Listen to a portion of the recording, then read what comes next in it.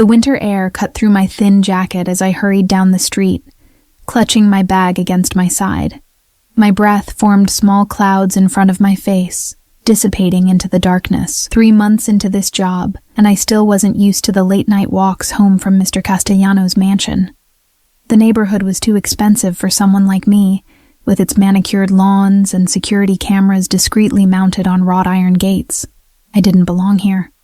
I was just the maid, invisible, until something needed cleaning. My fingertips had gone numb despite my gloves having only one small hole in the right index finger. I'd meant to stitch it up last week, but between caring for my grandmother and picking up extra shifts, finding time had been impossible. Time was a luxury I couldn't afford, much like everything else in this part of the city. The distant sound of an engine made me glance over my shoulder. A black SUV with tinted windows crawled down the street, headlights illuminating the fog that had begun to settle. I quickened my pace, my heart rate picking up. It was probably nothing. Rich people and their expensive cars were common here, but my grandmother's warnings echoed in my head. Elena, a young woman alone is always a target. Be careful, mija. I turned the corner toward the bus stop, my worn sneakers slipping slightly on a patch of ice. The SUV turned too, my throat tightened. The first time I'd met Antonio Castellano, I'd been serving champagne at a charity gala where I'd picked up catering work. I hadn't known who he was then, just that he carried himself with the quiet assurance of someone who had never been told no in his life. He wore power like a second skin, his custom suit fitting perfectly across broad shoulders. Even in a room full of wealthy people, others stepped aside for him. I'd noticed his eyes first, dark and evaluating, missing nothing. When I'd accidentally spilled a drop of champagne on his sleeve while serving, I'd expected anger. Instead, he'd looked at me as if truly seeing me, unlike the other guests who looked through the staff as if we were furniture. "I'm so sorry, sir," I'd stammered, mortified. "What's your name?" His voice was low, with an accent I couldn't quite place, Italian maybe, but Americanized after years in the States. "Elena Diaz, sir." He'd nodded once, as if filing the information away. "No harm done, Elena Diaz." A week later, his assistant had contacted me with a job offer. 3 times what I'd been making at the catering company. Too good to refuse, especially with Abuela's medical bills piling up. I hadn't questioned my good fortune. Now, as I waited at the deserted bus stop, I wondered if I should have. The black SUV rolled to a stop about 30 feet away. No one got out, but I could feel eyes on me. My phone was nearly dead, and the bus wasn't due for another 15 minutes.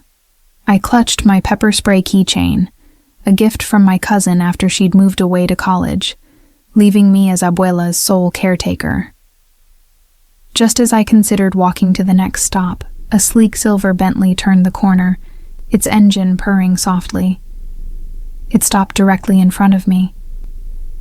The back window lowered with a quiet hum, revealing Mr. Castellano's face, partially shadowed.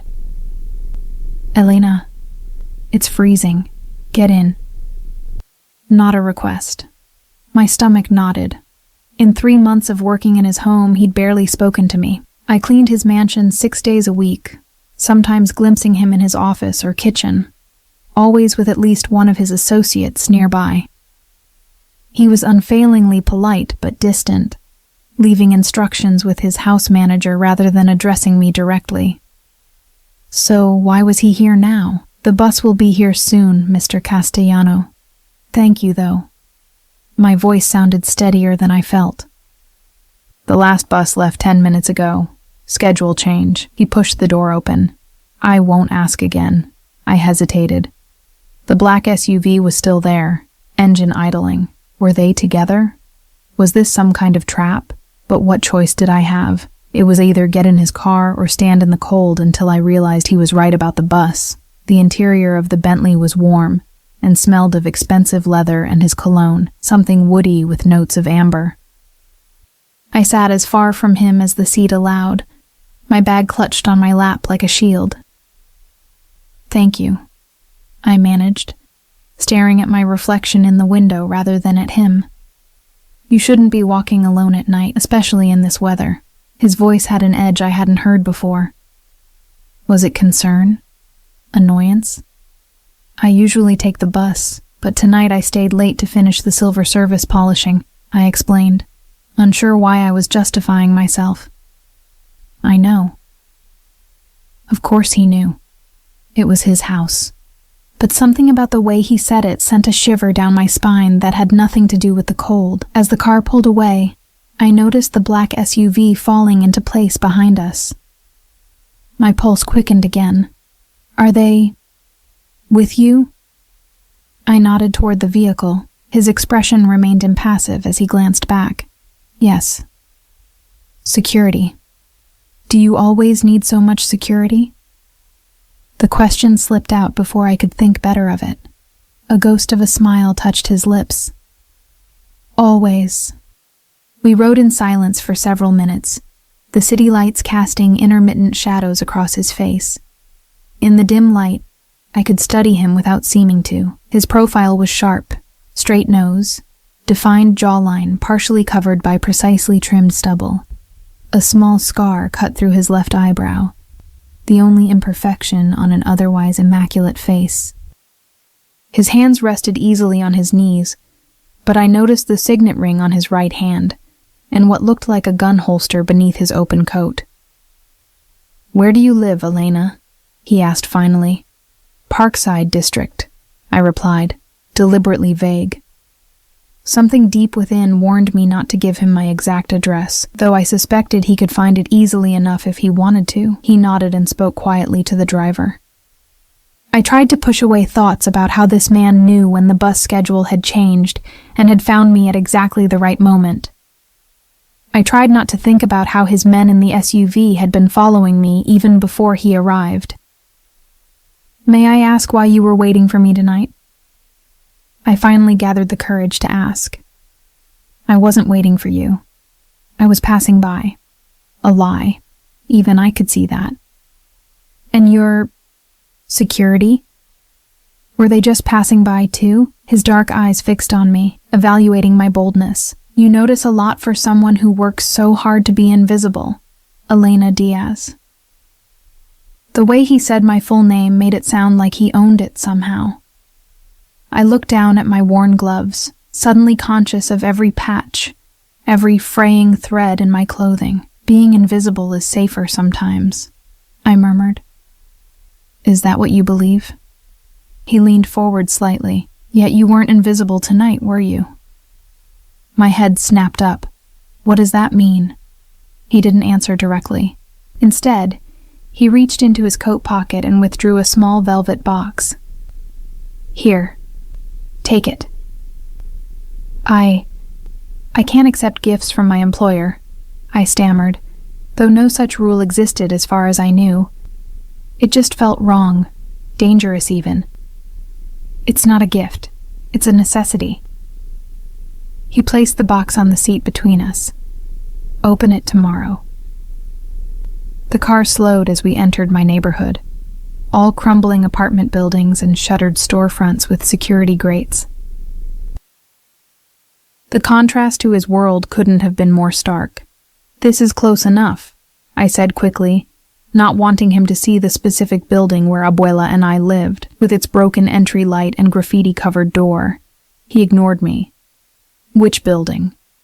When I hesitated, his eyes narrowed slightly. "Elena, which building?" "The brick one, with the green awning," I relented. The car stopped. Before I could reach for the door handle, he was out and opening my door. The driver and another man from the SUV instantly flanking him, scanning the street. I felt exposed, vulnerable, as if by bringing him here, I'd given away a secret. "Thank you for the ride," I said, stepping out and clutching my bag and the velvet box he'd insisted I take. "I'll have Marco pick you up tomorrow morning," he said, his tone making it clear this wasn't up for discussion.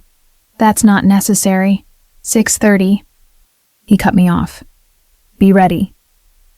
As I walked toward my building, I could feel his eyes on me. Only when I reached the security door did I hear his car door close. The weight of the small velvet box seemed to burn through my bag. What had I done tonight that warranted this attention? Why was Antonio Castellano, a man who barely acknowledged my existence for 3 months, suddenly appearing at bus stops and offering rides and mysterious gifts? I climbed the stairs to our 3rd-floor apartment, my mind racing. Abuela would be sleeping, her medication making her drift off early these days. I unlocked our door as quietly as I could, slipping inside the small apartment that smelled of her cooking and the lavender sachets she placed in every drawer. In the safety of my tiny bedroom, I finally pulled out the velvet box. My hands trembled slightly as I opened it. Inside, nestled against black velvet, was a cell phone.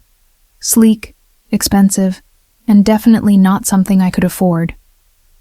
A small note was folded beside it. Keep this with you at all times. It's secure. AC? Secure? From what? From whom? And why would Antonio Castellano care about my safety? I set the phone on my nightstand without turning it on. Whatever game this was, I wasn't ready to play. But as I changed for bed, the realization hit me. I might not have a choice. The invisible line I'd crossed tonight wasn't one I could step back over. Tomorrow I'd go to work as usual. I'd polish his floors and dust his bookshelves and clean his windows. And I'd pretend that tonight never happened. But even as I made this plan, I knew one thing with absolute certainty. Things would never be the same again. I'd been seen. And in Antonio Castellano's world, I suspected that being seen was the most dangerous thing of all. Morning came too quickly. I'd barely slept, tossing and turning as my mind replayed the previous night's encounter. The phone sat untouched on my nightstand, a silent reminder that something had shifted in my carefully constructed world. "Mija, there's a car outside," Abuela called, her voice tinged with suspicion. "A fancy one." I joined her at our small window. Sure enough, a black Mercedes waited at the curb, a driver in a suit standing beside it. Not the Bentley from last night, but unmistakably one of Mr. Castellano's vehicles. "It's from work," I explained, trying to sound casual. "My boss is sending me rides now."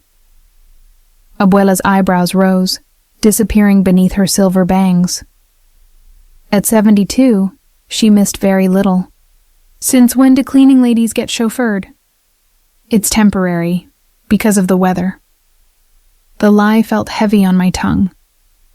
I'd never kept secrets from her before. She studied my face, then made the sign of the cross. "Be careful, Elena. When rich men suddenly notice pretty young women, it rarely ends well." "It's not like that," I protested, though I wasn't entirely sure what it was. "Take your father's medal today," she insisted, retrieving the small St. Christopher pendant from her jewelry box. "For protection." I let her fasten it around my neck, more for her peace of mind than my own.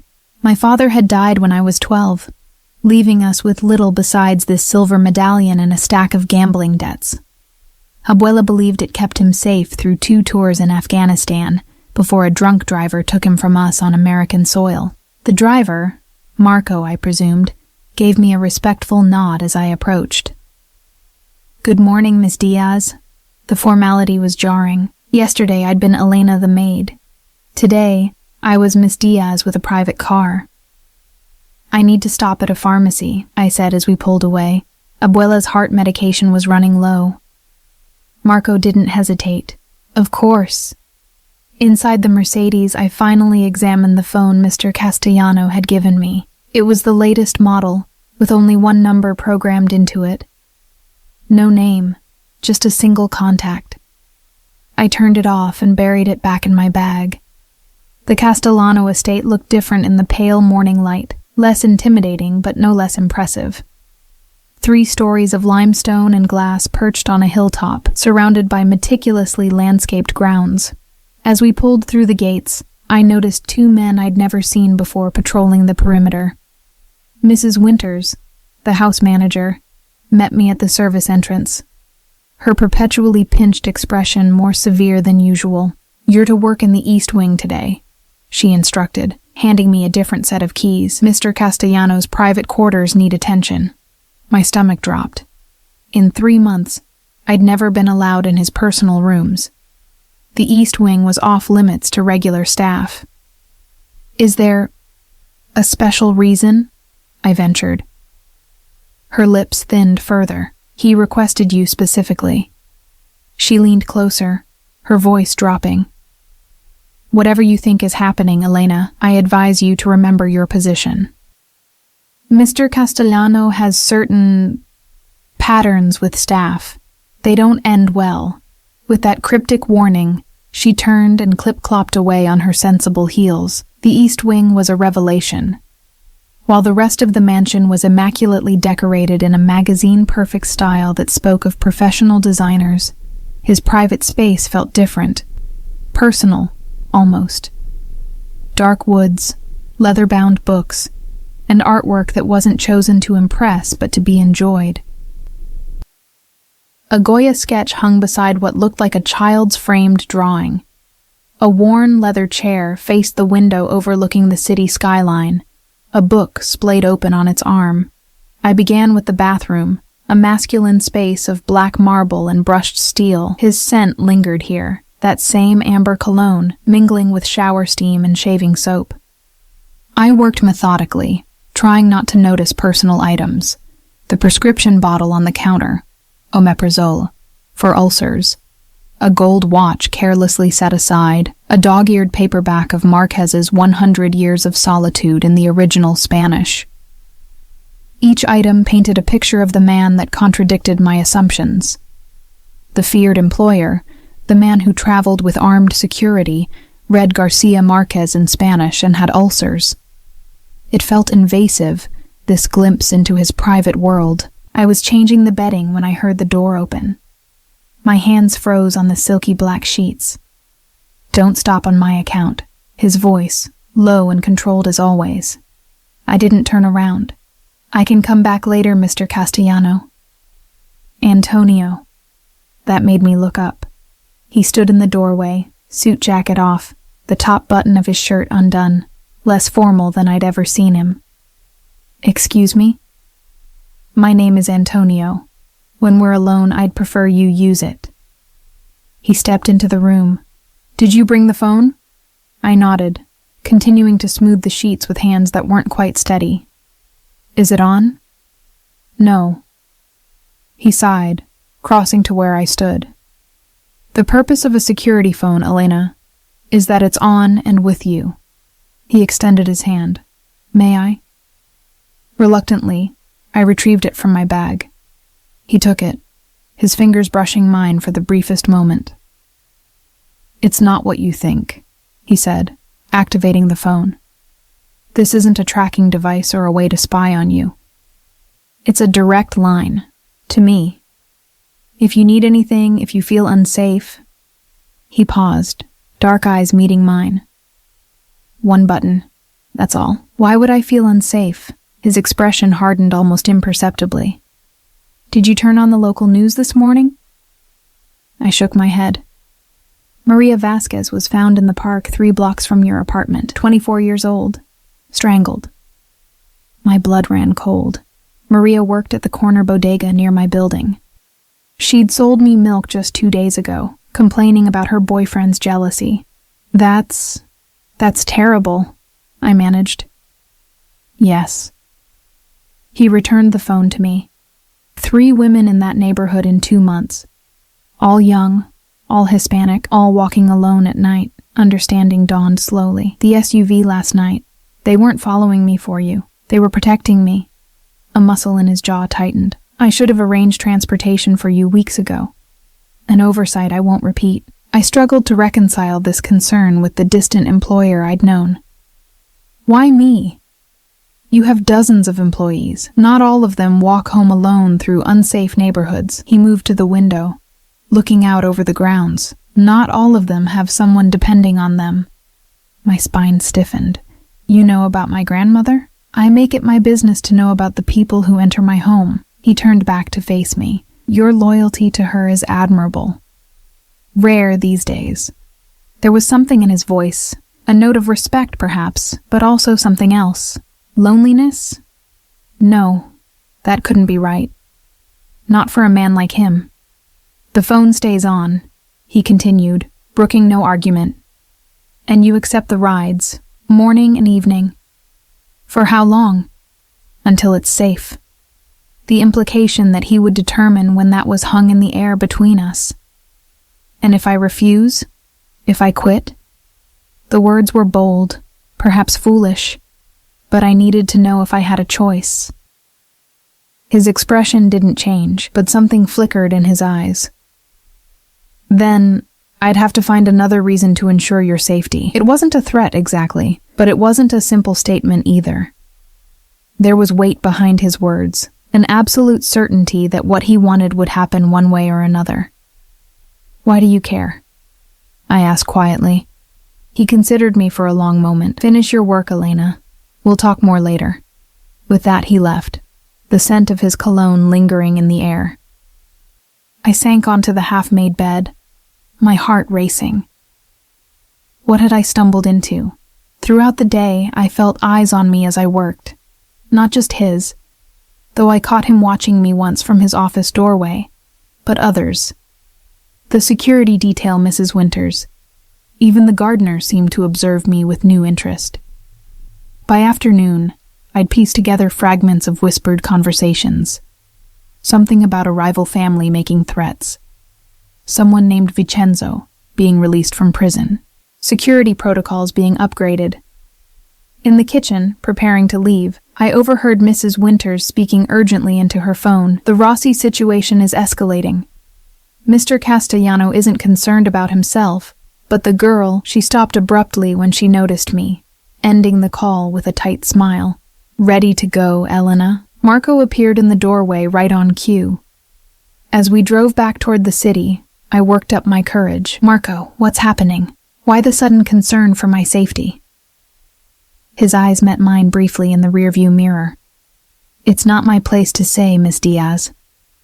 Please, I think I have a right to know. He hesitated. There have been threats against Mr. Castellano and those close to him. I'm not close to him, I protested. I'm just his maid. Marco's expression was unreadable.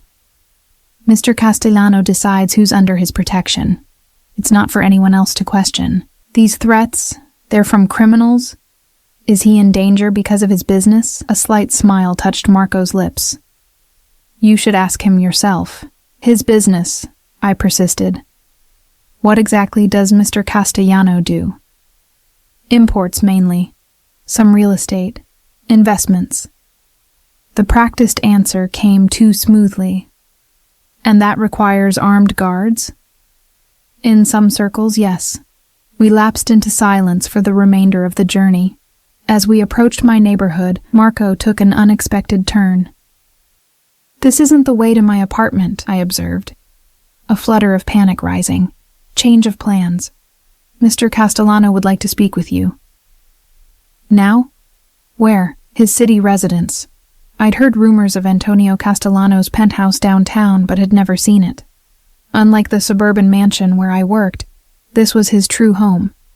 At least according to staff gossip. The building rose like a gleaming spear of glass and steel above the financial district. The underground parking was guarded, the private elevator requiring both a key card and fingerprint scan. Marco escorted me up, handing me off to a stern-looking man in the penthouse foyer. Miss Diaz, welcome. I'm Vincent, head of Mr. Castellano's security. Please. He gestured for me to follow. The penthouse was nothing like the mansion. Where that was traditional, almost old world in its opulence, this space was starkly modern. All clean lines and open spaces, walls of glass revealing panoramic city views. The sun was setting, painting the sky in shades of crimson and gold. He'll be with you shortly, Vincent said, leaving me alone in what appeared to be a living room. I wandered to the windows, gazing down at the city stretching out below. From here, even my run-down neighborhood looked beautiful, just twinkling lights in the distance. How different the world must look from this height, I thought. How removed from the struggles of ordinary people. Beautiful, isn't it? I turned to find Antonio watching me from the doorway, his suit jacket gone, sleeves rolled up to reveal strong forearms. More casual than I'd ever seen him, yet somehow no less intimidating. Yes, I admitted, though I imagine everything looks beautiful from up here. A hint of a smile touched his lips. Not everything. He crossed to a sideboard, pouring amber liquid into 2 crystal glasses. Drink? I shook my head. I don't drink on empty stomachs. You haven't eaten? He frowned. I'll have something prepared. That's not necessary. I should get home. My grandmother has been called. She knows you'll be late. Irritation flared through me. You called my grandmother without asking me? I had Mrs. Winters call to avoid worrying her. He approached, offering one of the glasses. It's just water. You look like you need it. I accepted reluctantly, maintaining distance between us. Why am I here, Mr. Castellano?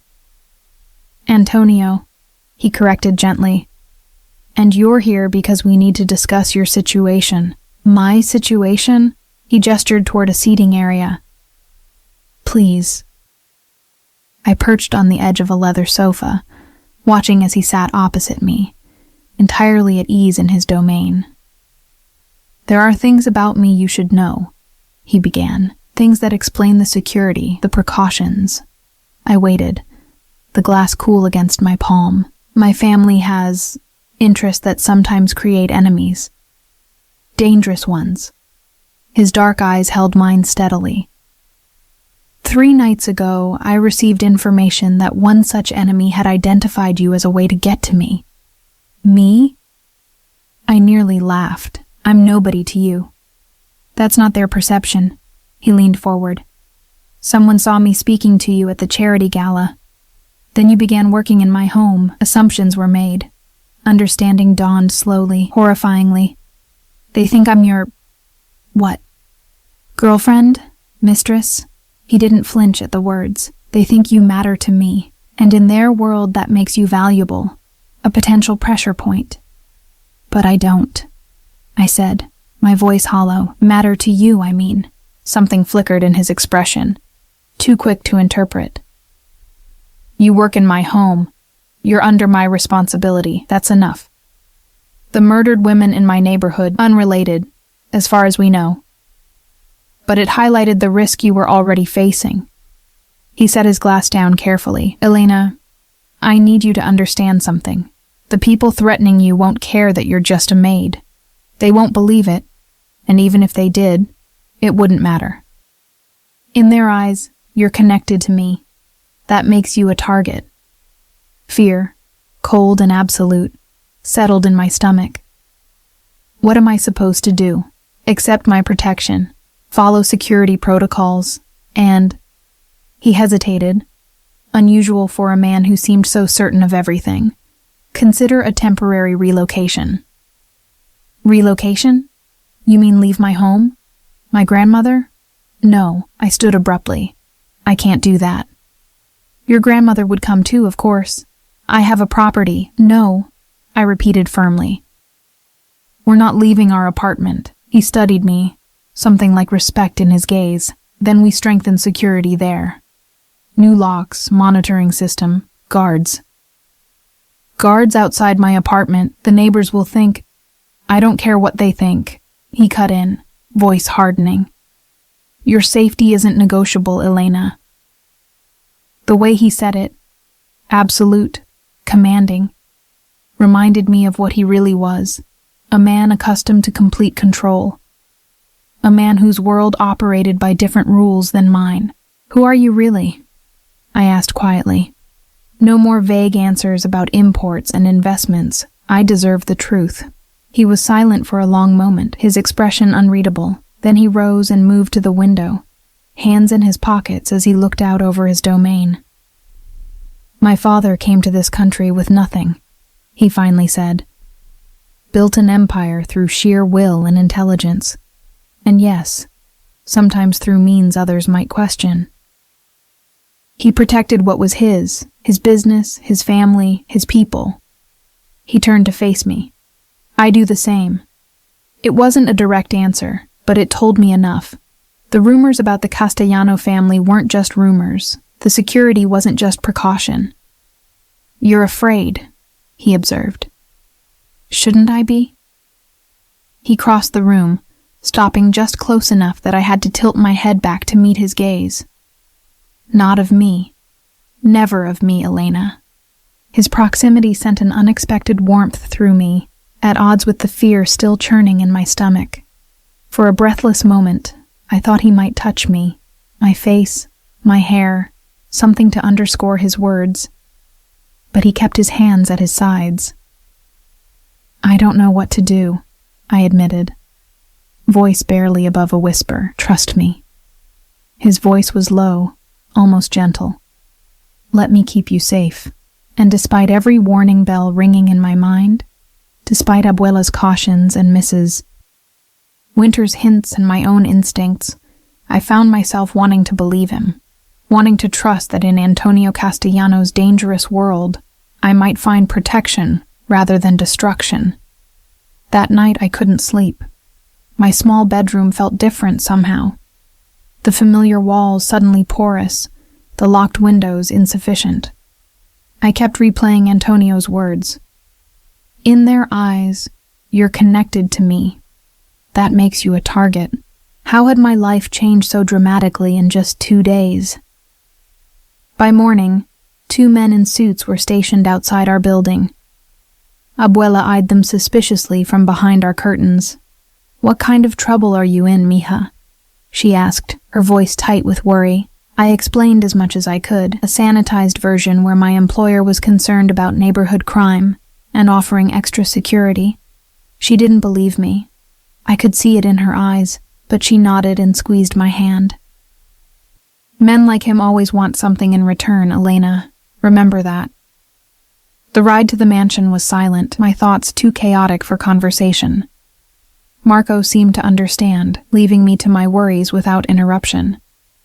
When we arrived, Mrs. Winters informed me that Mr. Castellano, Antonio, had left for business meetings downtown, but wanted me to continue working in the East Wing. He's having your security clearance upgraded, she added, not bothering to hide her disapproval. You'll have access to areas previously restricted to you.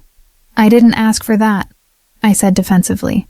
Her expression softened slightly. No, I don't suppose you did. She hesitated.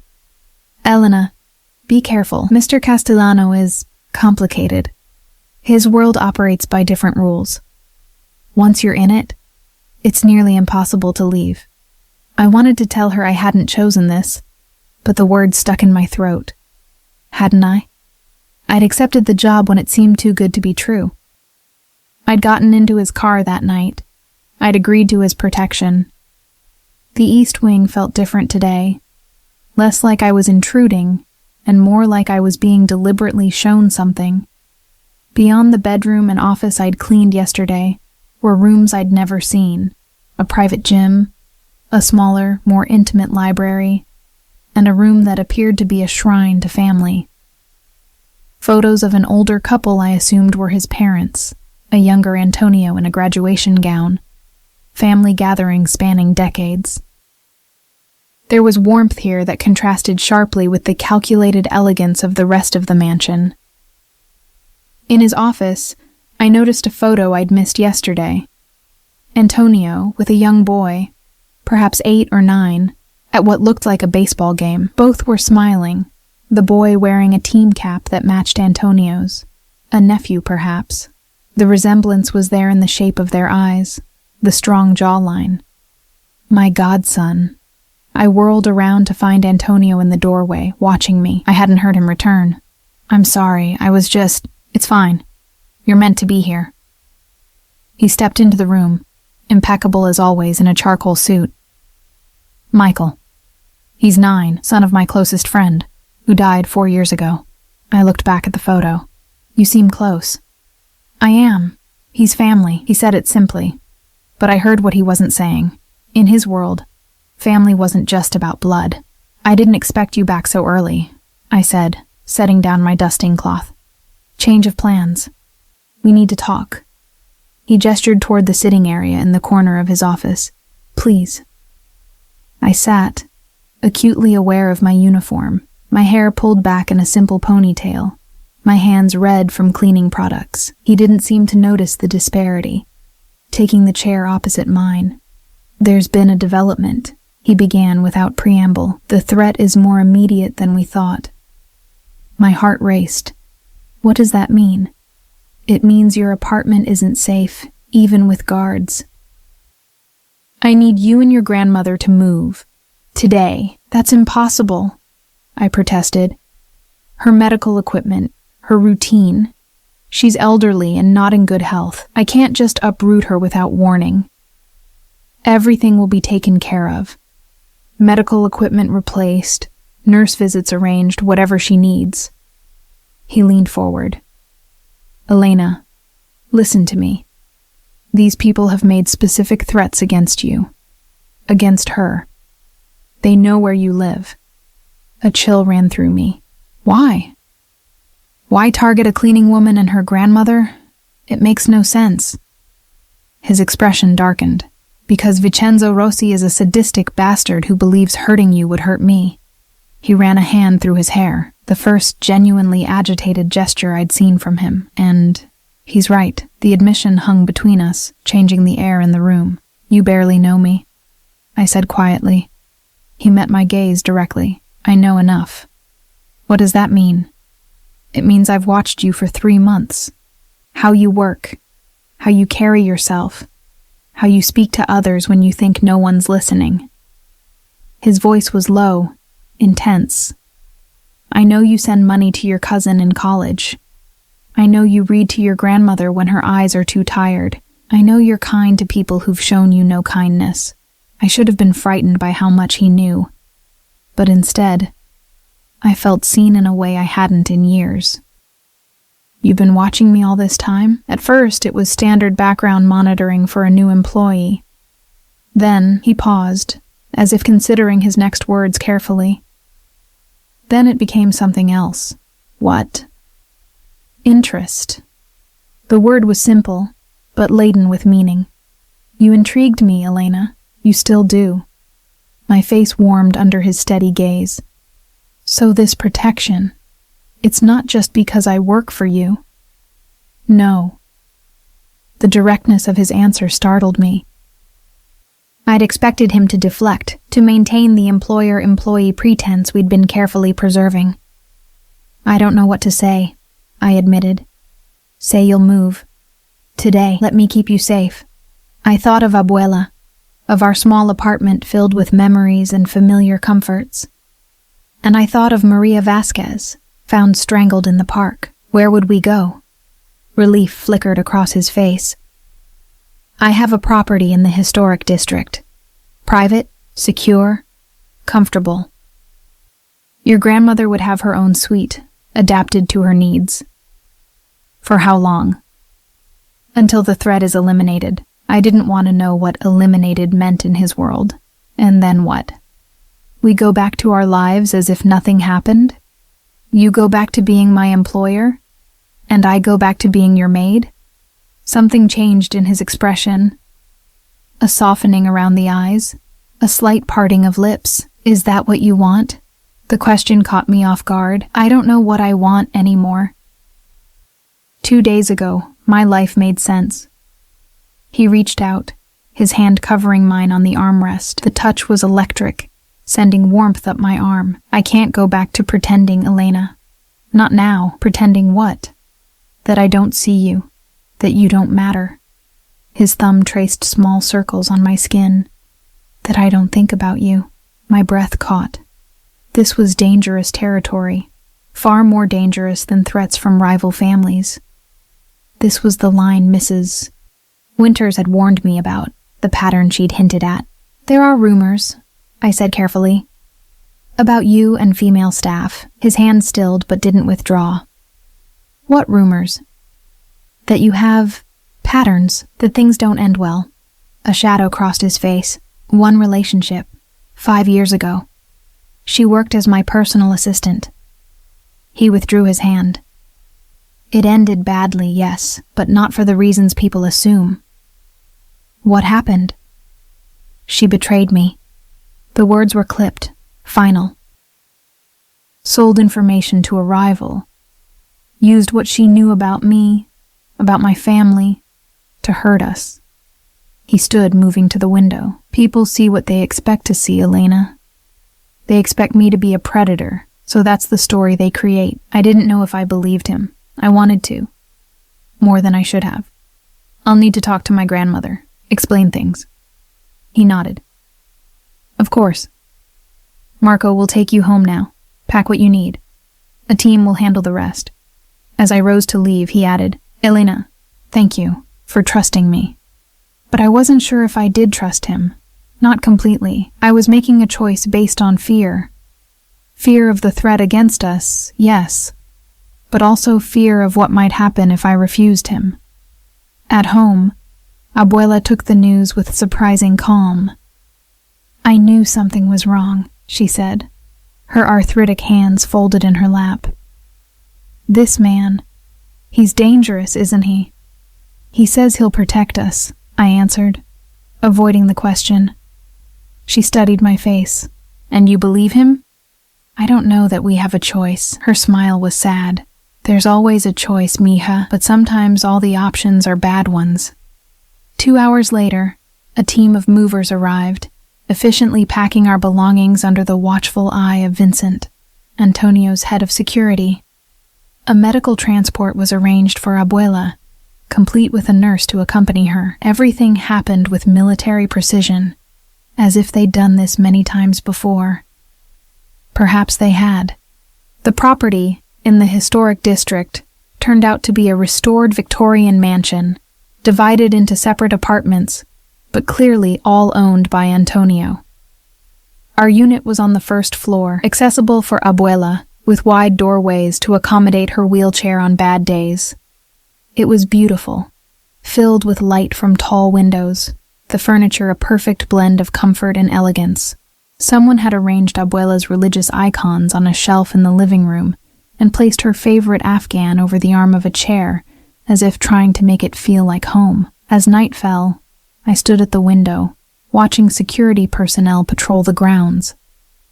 Abuela had gone to bed early, exhausted by the day's upheaval, but pleased with her new accommodations, particularly the modern bathroom with accessibility features she'd never had before. I sensed rather than heard Antonio's arrival. Perhaps it was the subtle shift in the security guard's posture, or maybe I was just becoming attuned to his presence. He knocked softly on the door a few minutes later. When I opened it, he stood there holding a small bouquet of wildflowers, not the formal roses or lilies I might have expected, but meadow blooms in soft yellows and whites. For your grandmother, he said, offering them to me.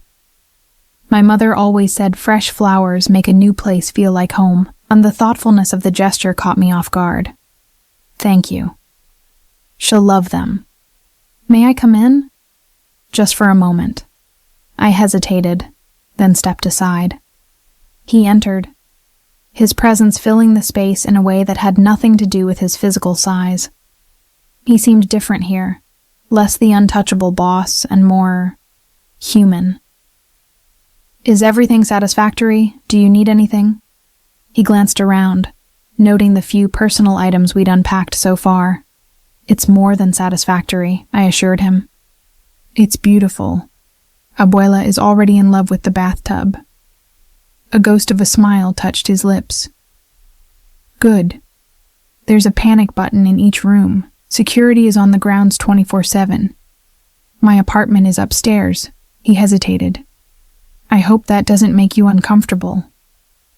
The fact that he would be living so close sent a flutter through my stomach that I tried to ignore. It's fine. You've been very generous. Not generous. Responsible. He moved toward the window, looking out at the security perimeter. They're still out there, Elena, watching, waiting, these people, the ones threatening us. Will they really try to hurt us? Antonio didn't answer immediately. He continued to stare out the window, his profile sharp against the dim light. Yes, he finally said, his voice low. They would. Vincenzo Rossi lost everything because of me. His freedom, his son, his position. He spent 7 years planning his revenge. What did you do to him? I asked, not sure I wanted to know the answer. He turned to face me. I testified against him. He ordered the murder of a family, including 2 children over a business dispute. I couldn't, he paused, something raw flickering across his face. Even in my world, there are lines you don't cross. Your world, I repeated softly. The Mafia. He didn't flinch at the word. That's what people call it. I prefer to think of it as a family business with certain traditional structures. Despite everything, a small laugh escaped me. That's quite a euphemism. A hint of a smile touched his lips. It's also the truth. My father built legitimate businesses. Shipping, real estate, construction. The other aspects? He shrugged. They became necessary in certain environments. And you? Did they become necessary for you too? His eyes held mine. I do what's needed to protect what's mine. The words sent a shiver down my spine, not entirely from fear. There was something undeniably compelling about his certainty, his absolute commitment to protection. Am I yours now?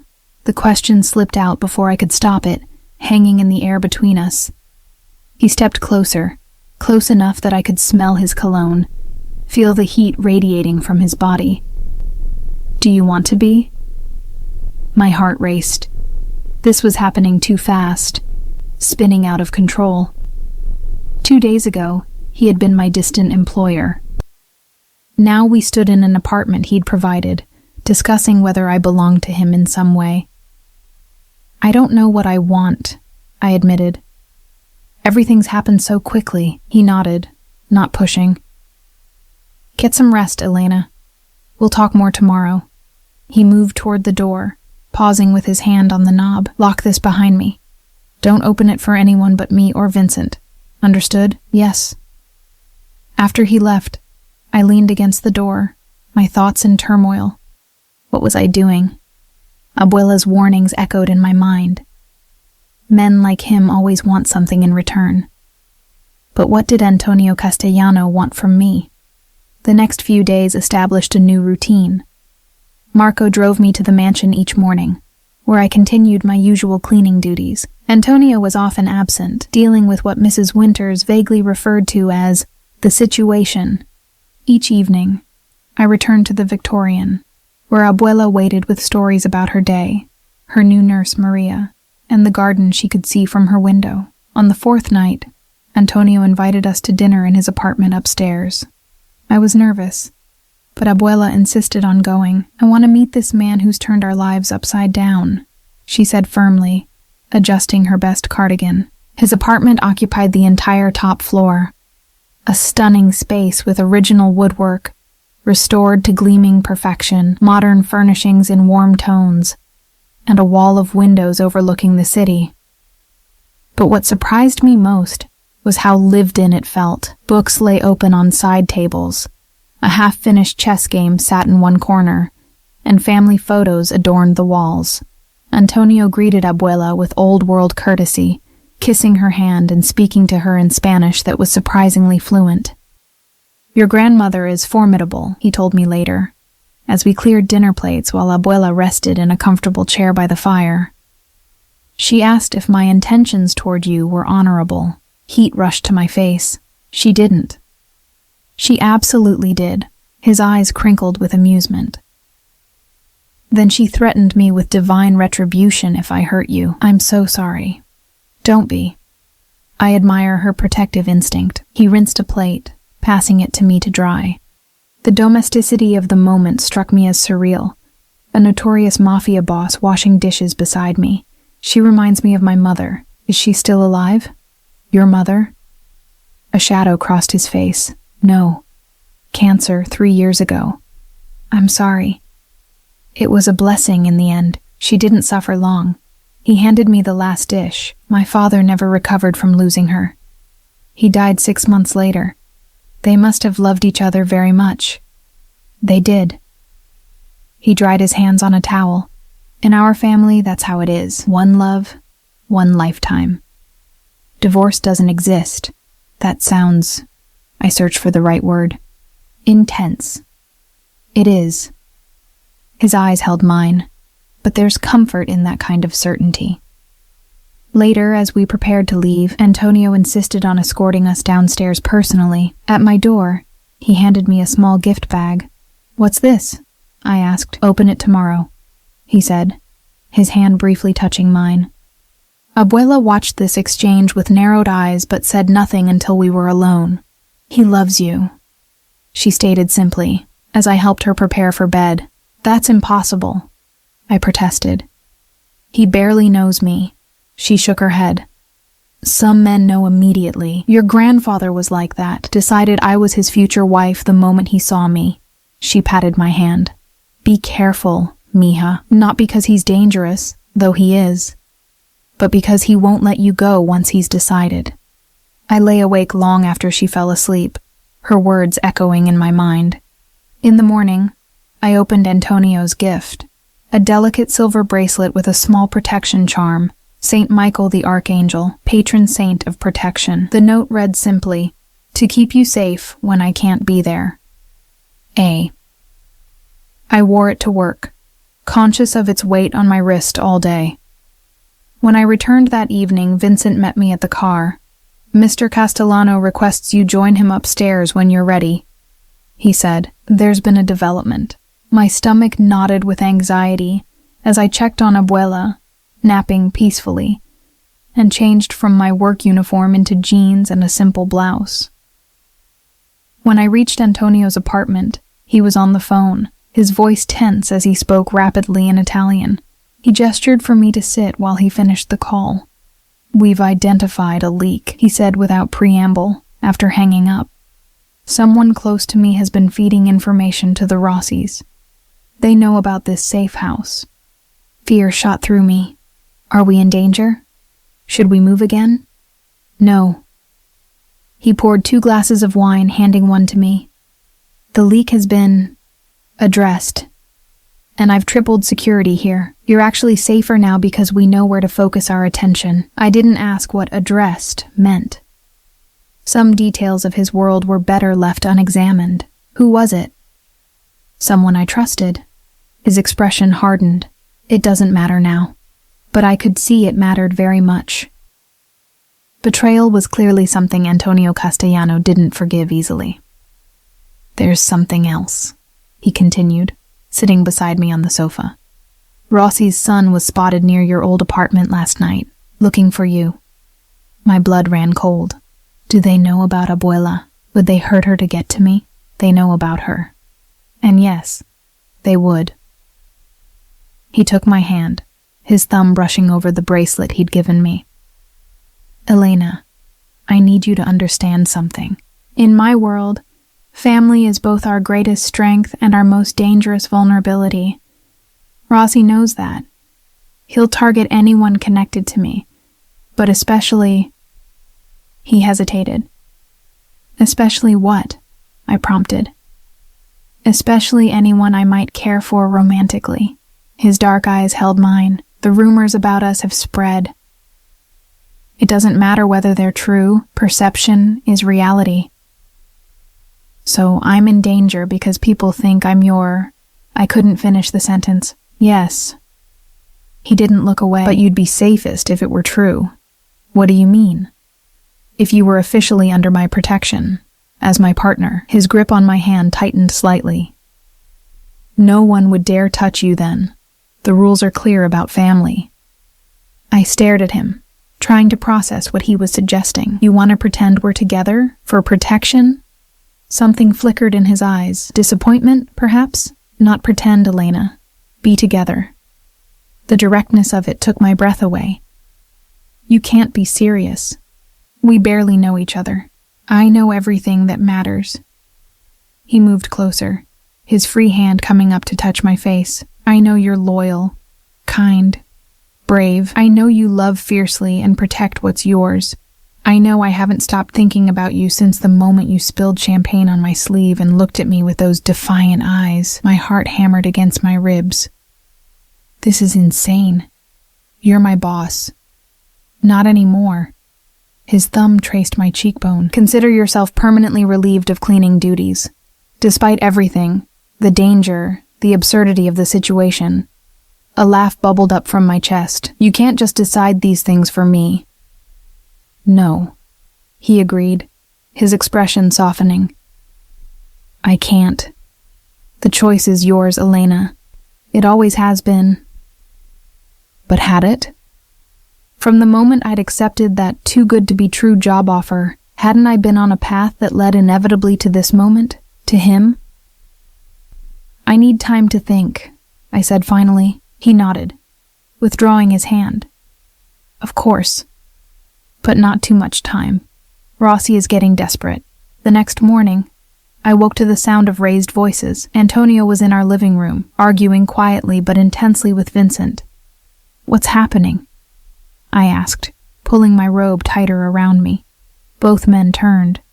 Vincent looked grim, Antonio furious. There's been a threat, Antonio said, his voice controlled but tight, more specific this time, against you and your grandmother. Fear curled through my stomach. What kind of threat? They know about her medical condition. They threatened to. He stopped, jaw clenching. Vincent finished for him. They threatened to cut off her oxygen while you were forced to watch. The room seemed to tilt beneath me. Antonio was at my side instantly, his arm around my waist, keeping me upright. It won't happen, he said fiercely.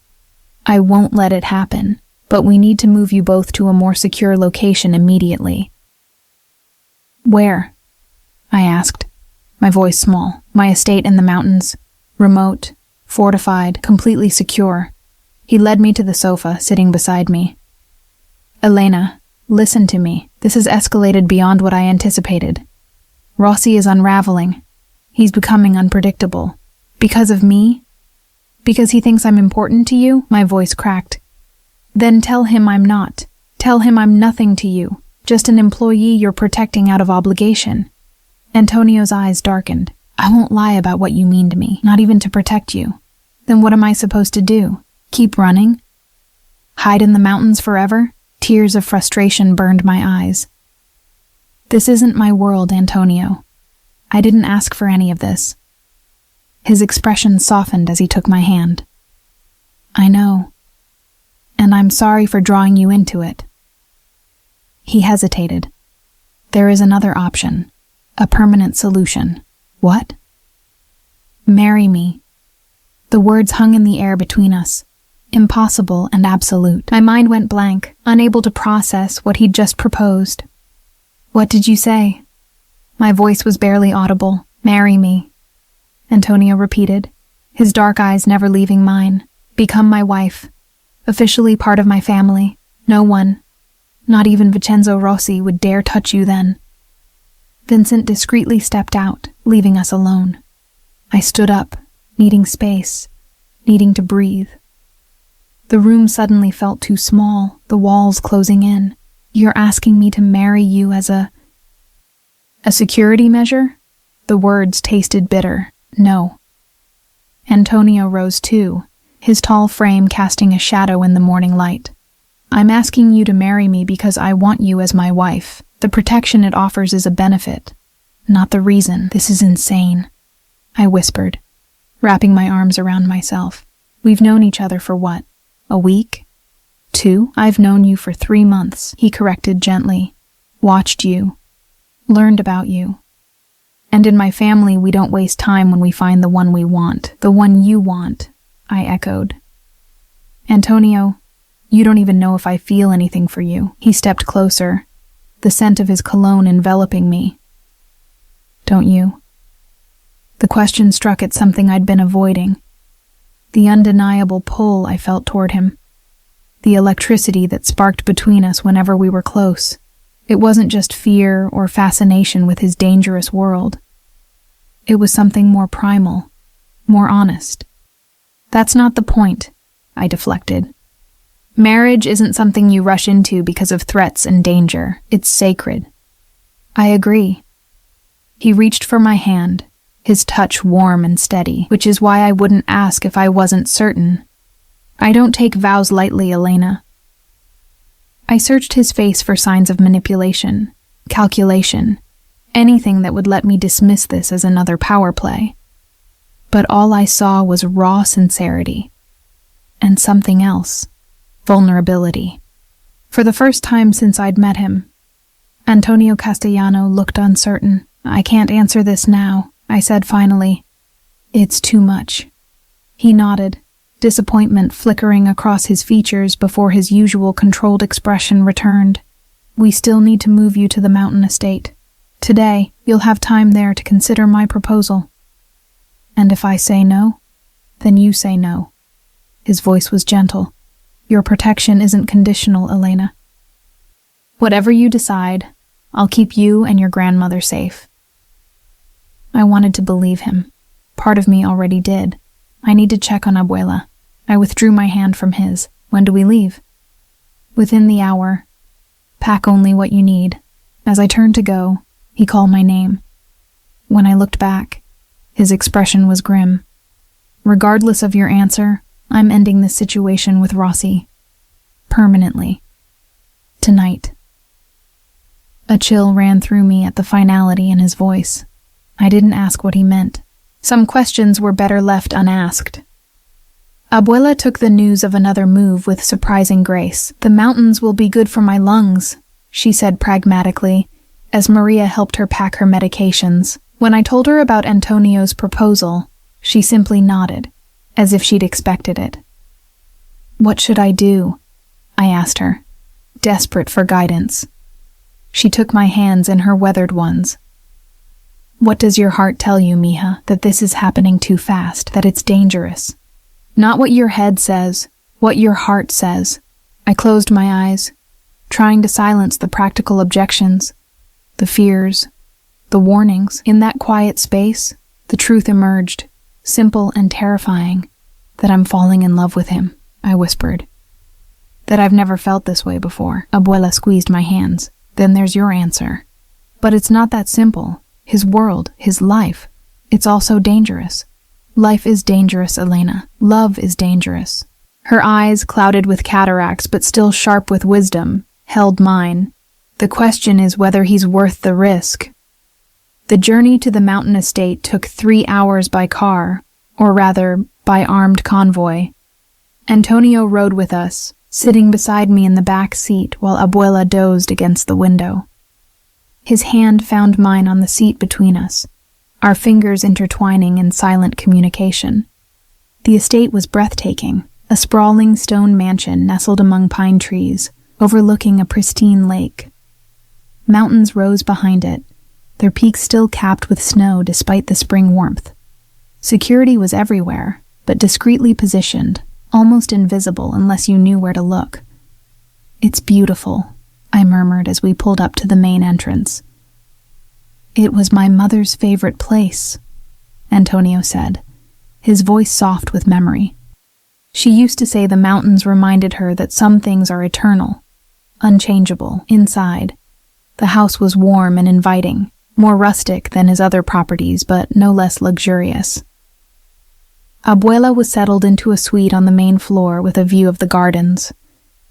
I was given rooms upstairs, adjacent to Antonio's, but with my own private space. Make yourself at home, he told me, as a staff member brought in my few belongings. I have calls to make, preparations. He hesitated.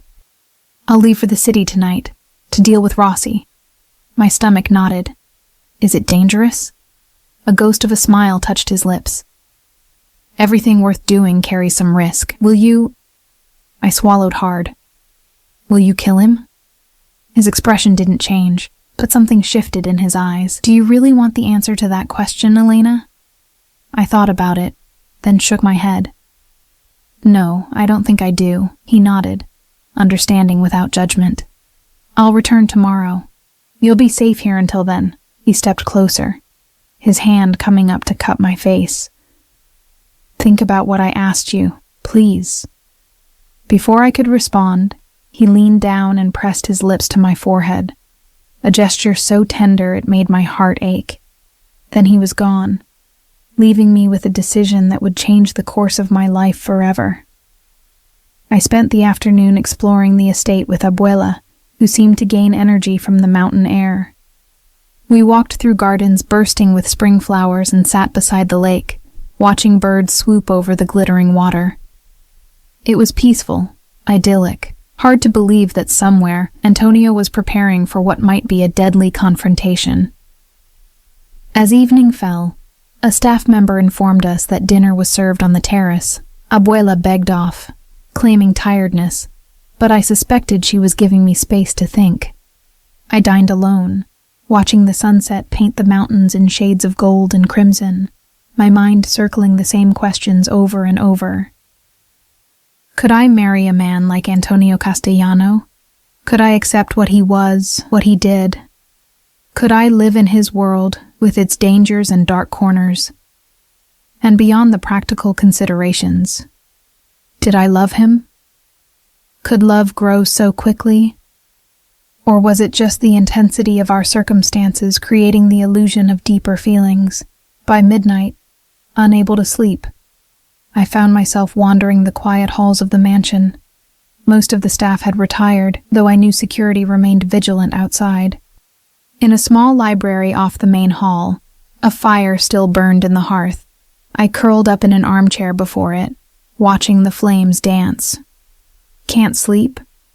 I turned to find Vincent in the doorway, his usual stern expression softened by the firelight. No, I admitted, too much on my mind. He entered, taking the chair opposite mine. He asked you to marry him. It wasn't a question. Yes. Vincent nodded, unsurprised. He told me he would. Before we left the city. What do you think about it? I asked, curious about the perspective of someone who knew Antonio so well. Vincent considered the question. I've worked for Mr. Castellano for 15 years, seen him through good times and bad. Protected him, advised him, sometimes disagreed with him. He paused. I've never seen him like this before, not with anyone. Like what? Vulnerable. Vincent looked directly at me. You have power over him, Elena. Whether you realize it or not. Whether you want it or not, the thought was both exhilarating and terrifying. I don't want power over him. I just want, what? To understand what I'm feeling, to know if it's real, or just a reaction to all this chaos. Vincent's smile was unexpected, transforming his severe features. If you were just reacting to the situation, you'd have already said yes. Danger makes people impulsive. Thoughtfulness, that suggests something deeper. His words stayed with me as I finally retired to bed, falling into a fitful sleep filled with dreams of Antonio, sometimes reaching for me across an unbridgeable chasm, sometimes holding me close as shadows gathered around us. I woke to sunlight streaming through the windows and the distant sound of a helicopter. Rushing to the balcony, I saw it landing on a pad near the lake, figures emerging from it. Even from a distance, I recognized Antonio's confident stride. He was back. Which meant it was over. I dressed quickly and went downstairs, finding him in the main hall, giving instructions to Vincent. He looked tired but unharmed. No visible injuries, no sign of conflict except for the shadows beneath his eyes. When he saw me, everything else seemed to fade into the background. Elena. My name on his lips sounded like a prayer. You're back, I said unnecessarily, my heart racing. Is it over? He nodded once. Completely. Vincent and the other men discreetly withdrew, leaving us alone. Antonio crossed to me in 3 long strides, his hands coming up to frame my face. I couldn't wait to get back to you, he said, his voice low and intense. Every minute felt like an eternity. Are you hurt? I searched his face, his hands. No. His thumbs traced my cheekbones gently. Are you ready to tell me your decision? I took a deep breath. I have conditions. A smile touched his lips. I expected nothing less. Tell me. Abuela stays with us, wherever we live. She gets the best care possible, of course. I want to finish my education, the degree I had to abandon when my father died and we needed money. Whatever you want to study, wherever you want to go. His hand slid down to rest on my shoulders. I need to know everything about your business. No secrets. If I'm going to be part of your world, I can't be kept in the dark. This gave him pause. Some things might be better. No secrets, I repeated firmly. I can't live with lies or omissions, Antonio. I need to know exactly what I'm agreeing to. He studied me for a long moment, then nodded. No secrets. But I warn you, Elena. My world isn't always pretty, I know. I reached up, placing my hand over his heart. And I want your word that you'll try to keep your business as legitimate as possible. For our future. For any children we might have. Something flickered in his eyes at the mention of children. A softness. A yearning. You have my word. One last thing. I held his gaze steadily. I need to know this is real, that you're asking me to marry you because you love me, not because of some old-world sense of protection or obligation. Elena. His voice was rough with emotion. He took my hand from his chest and placed it against his cheek. From the moment I saw you, something inside me recognized you. Call it fate, destiny, whatever you want. But I knew. Every day since has only confirmed what I already felt. He turned his face to press a kiss to my palm. I love you. More than I thought possible.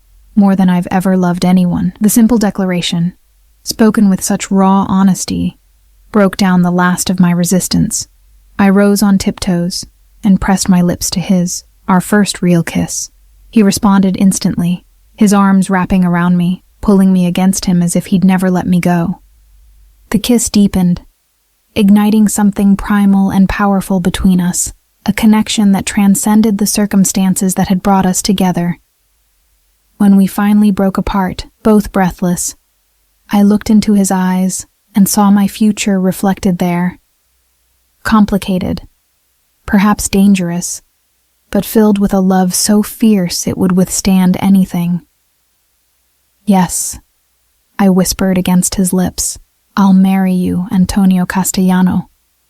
His smile was radiant, transforming his usually serious face. You won't regret it, mi amor. I'll spend my life making sure of that. 6 months later, we were married in a small ceremony on the grounds of the mountain estate. Abuela, resplendent in a new blue dress, wept happy tears as she watched me walk down an aisle of rose petals. Antonio's eyes never left mine as we exchanged vows that meant more than just words. They were promises, binding us together for whatever came next. Our life isn't perfect. His world still has shadows, still holds dangers. But we face them together, stronger as a pair than either of us could be alone. And in the quiet moments, when he holds me in the dark, when we walk by the lake, when he reads to Abuela in the garden, I know I made the right choice. Sometimes love finds you in the most unexpected circumstances. Sometimes the most dangerous man turns out to be the one who makes you feel safest. And sometimes, what greatest love story you could never